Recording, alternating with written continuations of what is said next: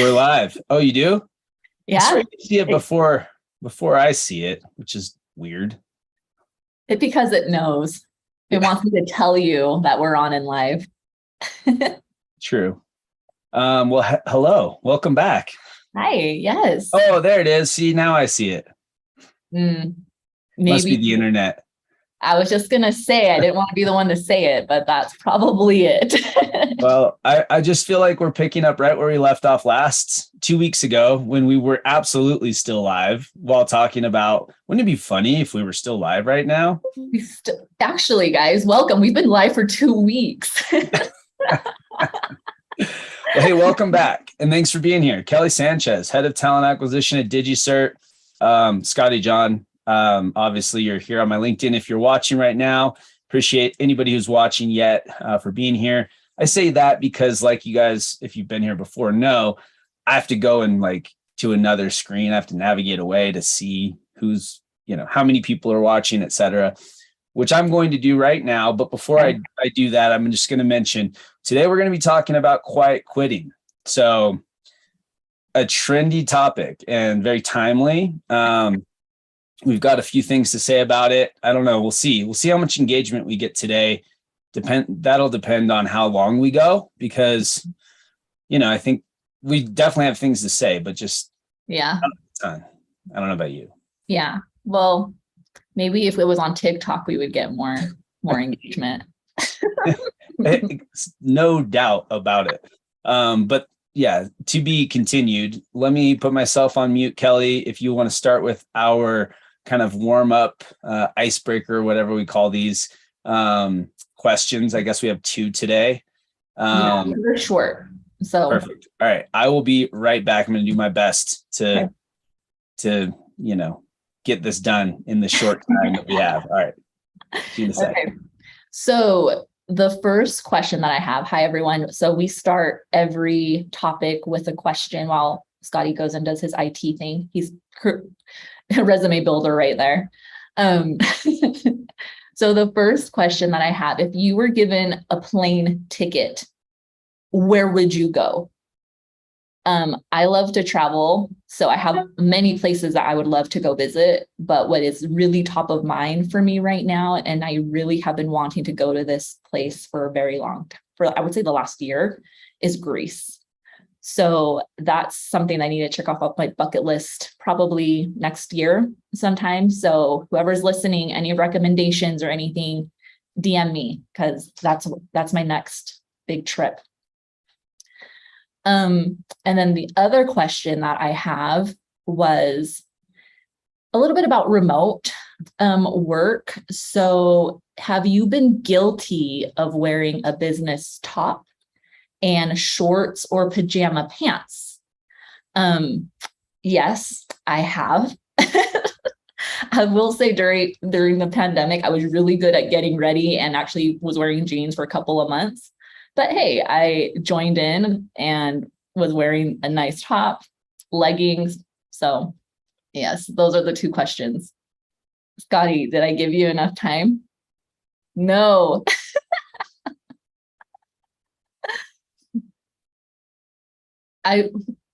What about anyone, and I heard this too, like there was a rep for a company, they answered a call in a towel. So anyone out there, I guess that risky to jump on a team call in just the towel, but Scotty, your skills aren't, come on, we got time. I want to get to quiet quitting. Okay, let's see. What about another question? Are you a night owl or are you an early bird? Kelly, I cannot believe I did that to you. That's a first. I couldn't find the feed, but we're in, and I appreciate those of you who are watching. So let me just go back to the intro here. Kelly Sanchez, head of talent acquisition at DigiCert. She's, as you know, Kelly, are my bi-weekly conversation partner. Maybe we should say semi-regular, because vacation. I'm doing this twice. Please. Indeed. We typically do this every other week, every other Wednesday. We're talking about potentially moving one of these at least to a Friday afternoon. Yes. And maybe there'll be some cocktails involved. I don't know. Maybe, I love yes. we're getting a lot of comments right now. And I appreciate the comments. No, I do not have any jobs in assembly language today. But I'll absolutely let you know.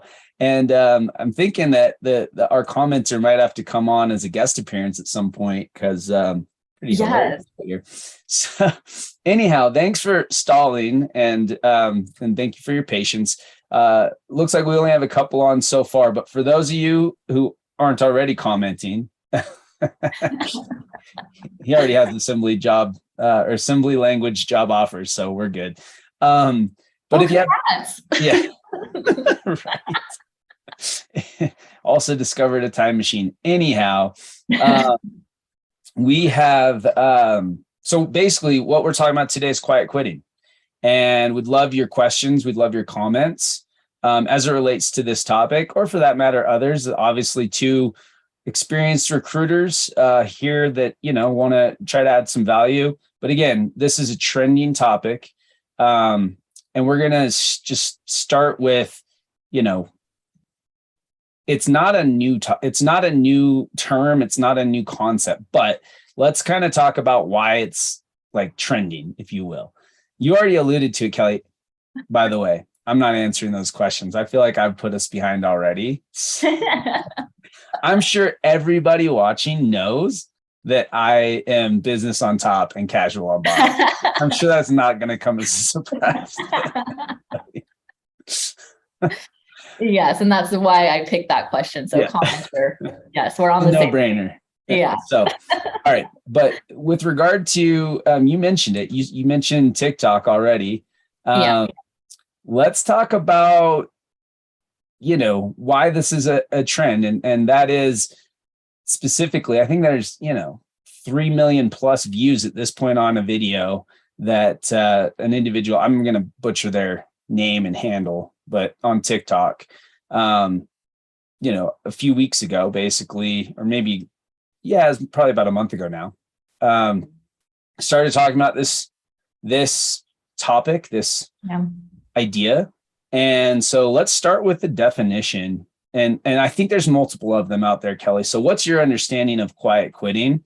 Let's start there, and then we'll kind of talk through some of the other definitions potentially, and then we'll have some additional conversation around, just our thoughts on why this is happening and what to do about it. Yeah. So from what I've gathered, definitely there's a bunch of confusion on what the term is. But really is just doing what your job description says. You are not going above and beyond. You are not subscribing to that hustle culture. You are quitting that, actually. So that is my definition of quiet quitting. Yeah, I think that pretty much sums it up. I mean, to your point, what I would tell you is, at least in terms of another definition here, I guess the key here is to say it's not quitting, right? There's really nothing about it that's quitting. In fact, it's probably, just another term, a better TikTok term for employee audience, right? Like it has. I mean, there's literally, as I was researching for today, there's like, if you put quiet quitting into Google, there's so many articles from every major news publication you can imagine, right? But it's another. This is a boring way of putting it. It's another way to define employee disengagement. And in fairness to some folks that are talking about quiet quitting, they would argue it's not disengagement as much as, to your point, Kelly, it's doing your job description. Whatever is on your job description is doing that. It's signing off at the end of an 8-hour day and not signing back in. Like you said, it's not going above and beyond, because the purpose here is their thoughts are like going above and beyond without any expectation of being compensated for it. And, by like doing so, people are getting burnt out, et cetera. That why should I do that? Right. So those are kind of the definitions that I guess you and I have come up with. Again, I think a lot of people are using the term quiet quitting for different things, but just to reiterate, it's really not quitting, right? Like there's not really a quitting to it here. Yeah, it has nothing to do with quitting, like, hey, I'm leaving, and I have read an article too saying you go on vacation and you're just thinking about work and all of a sudden you're like quiet quitting, not coming back, see you later organization. But to what you're saying though, it's like, yes, you have your job, you're supposed to do your responsibilities and duties between certain hours. So in a way, you're setting up boundaries. Do you consider this like another term of work-life balance?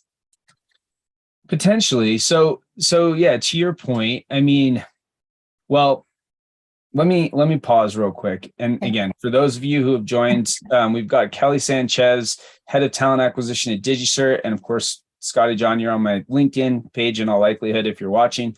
We're talking about quiet quitting. And we're talking about what it means right now. So to your point, Kelly, setting boundaries, we're in some ways, this is semantics, right?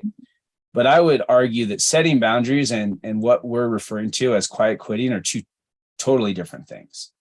And they should be, right? I think there is a negative connotation to quiet quitting. And there should not be a negative connotation to setting boundaries at all, right? Now, that being said, maybe the negative connotation to quiet quitting is unfair. But I personally think that from what I can tell, quiet quitting's taking it a little bit farther than simply setting boundaries. In fact, part of the, what's implied in it is that you're not really having conversations with your manager at all. You're just making the determination that you're now going to do this and not necessarily communicating it. Is that fair to say? And it's not, in all transparency, I haven't had enough time to like dive into all of the research and articles. But yeah, from what you're stating, absolutely. I think you should have the conversations with your manager to let them know and be connected on your responsibilities. But also, if it really is going back to your comment, Scotty, of disengagement, your hiring leader should know that as well, because disengagement, guess what? That's going to lead, if it hasn't already, to burnout. Yeah, totally. Yeah. So, anybody who has any thoughts, any additional context or definitions about quiet quitting, or some questions for Kelly and I about this topic, please feel free to add them to the comments section here on LinkedIn. I am monitoring those as we speak, even though it took me a minute to get here today. But to your point, this is where I think that there should be a conversation. This is why we're discussing this topic today, because you're absolutely right. So the reason that this is trending, in my opinion, it has a lot to do with the, hashtag Great Resignation that we saw several months ago. It has to do with everything that was expected of employees throughout COVID and some of the repercussions of that now. There was a lot expected of employees. People were expected to adapt quickly to a new working environment with children at home in many cases, with a lot of, stress and a lot of uncertainty. They were expected to do this in many cases without any additional compensation. And with the exception of some, there are some notable exceptions, right? Amazon, Clorox, like some companies that there was a big tailwind with the pandemic, but many companies, were concerned about like what's going to happen in the future. So employees were expected to do more for the same compensation, right? And in many cases, they didn't get as much as a thank you on the tail end of that, which again is why a lot of people left their organization. For those that didn't, there's got to be some level of burnout potentially happening otherwise, I don't think that this trend, I don't think that this phrase would be trending. Right. So going back to going back to setting boundaries, because so with what you said, remote work was new to a lot of people, I'll say. And I can't tell you when we first started, I would clock in, clock out. All of a sudden I missed my lunch. I missed my breaks in office and all of that. So that's when I see setting boundaries, it's boundaries, not for like, oh, I'm only going to do what's on the job description, but what's work is work. And then when personal time is personal time. Because right now with remote work, it's expectation. Maybe you're available 24/7 because you're right there and you can be. Yep. Yeah, I agree with you wholeheartedly. I think to your point, there was a big time blurring of boundaries, right? Mm-hmm. During that time. So now we're talking about quiet quitting, and we're talking about setting boundaries and how related are those two terms. We're also, you also mentioned having a conversation with your employer, your leader, whomever it might be, about a potential, disengagement or burnout that's happening. Mm-hmm. So just to bring it back to that part of the topic, I think setting boundaries is absolutely important for anybody who hasn't done it already in this kind of new work from home world that we're likely going to stick with. I know a lot of companies are talking about returning to office, but many, I think the market will drive most organizations who will offer fully remote work moving forward. So it's really important to set boundaries, set appropriate expectations, and also get expectations set by your leader. If you haven't done that already, it's harder, I think, to talk about burnout, and it really depends. So we're about to transition into what can be done about this phenomenon of quiet quitting, both from an employee and an employer perspective, right? Mm-hmm. But I think that if it's up to leaders to create the psychological safety to be able to have a conversation about burnout, and that's easier said than done, number one. Number two, it may not exist, right? You may not be in a work culture where that's appropriate to talk about, because the fear, of course, is if you mention that you're feeling burnt out to your leader, that, they're going to start.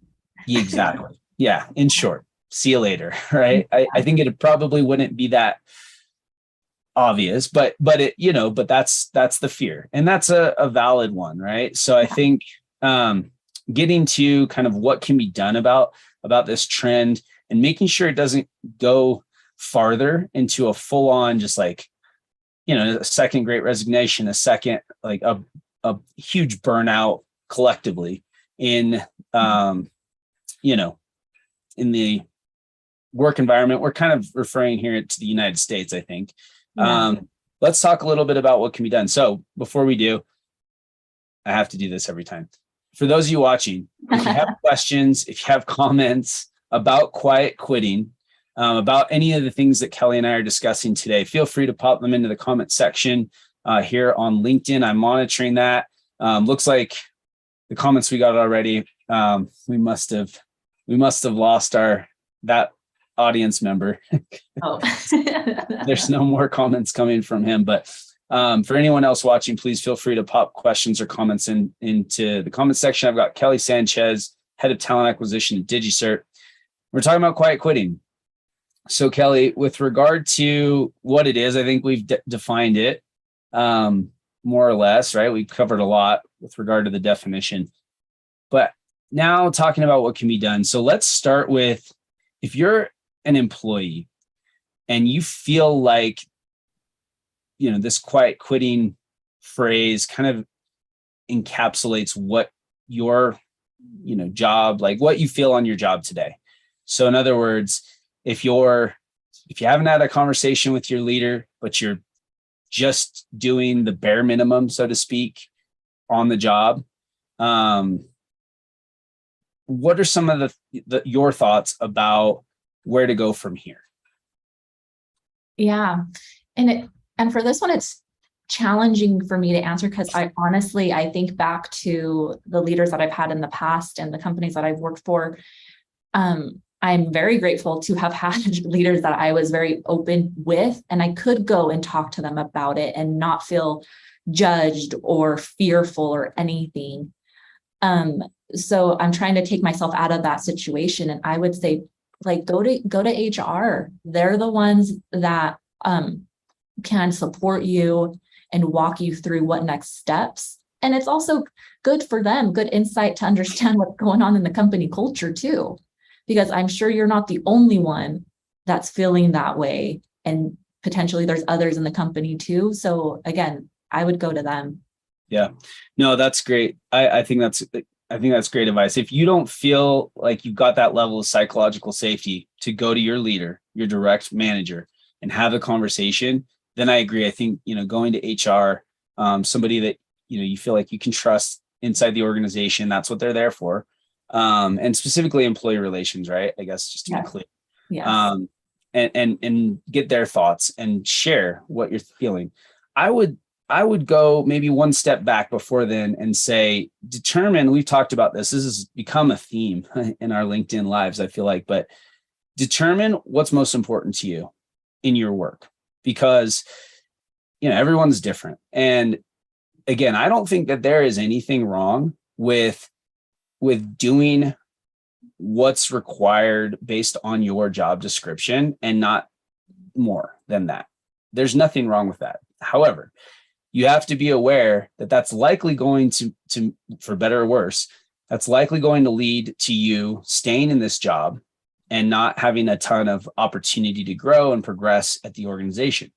Now, again, it depends. Every company is different, but in all likelihood, in order to kind of get to the next level, a lot of companies, again, for better or worse, kind of expect you to start doing the next job you want before you have it, right? Mm-hmm.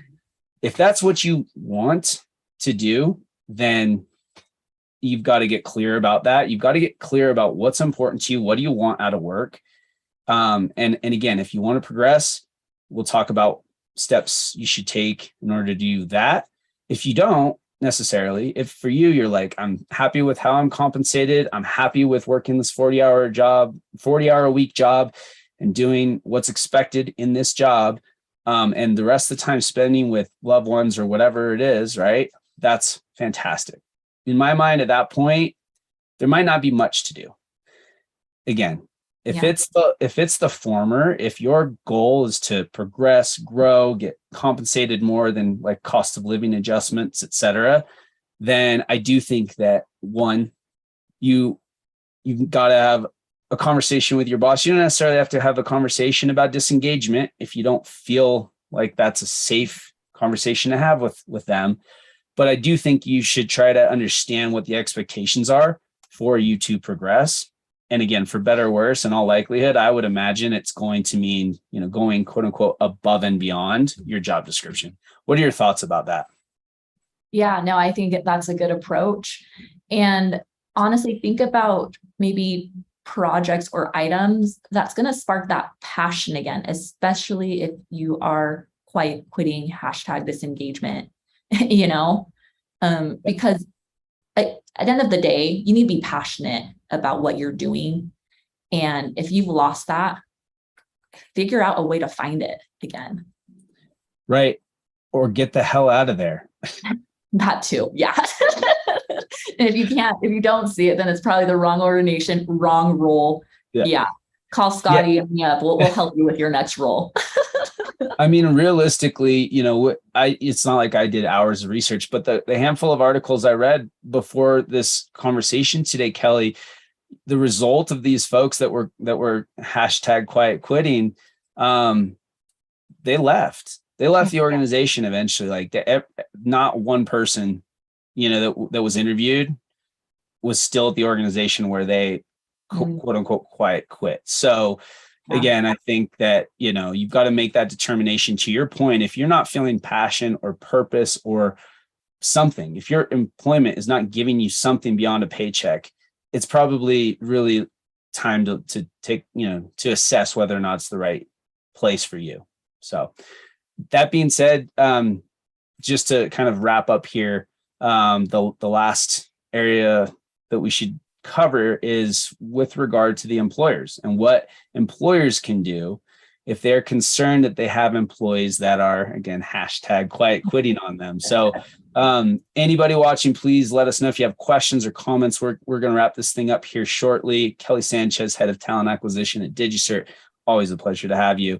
But what are your thoughts about when an employer, particularly it's line level managers, right, that are going to be the ones who should know this?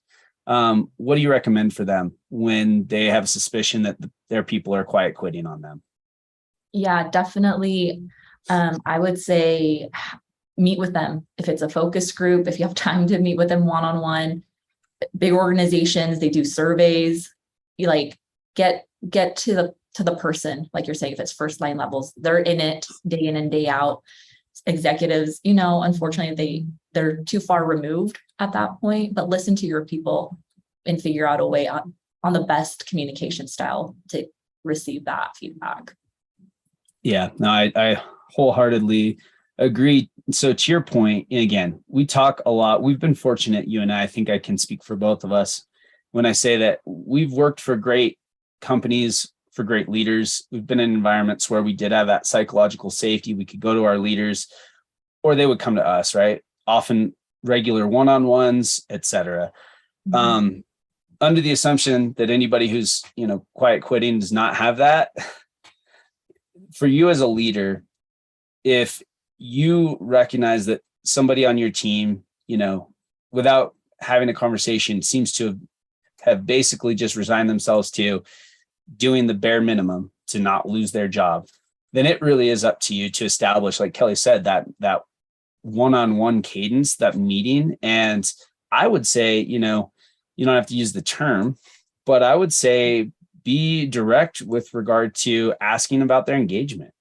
Ask them to rate how they're feeling about their job on a scale of 1 to 10, and know that you may not hear an answer you like, but be prepared to ask why and be self-reflective and try to figure out what you can do. And that's another question.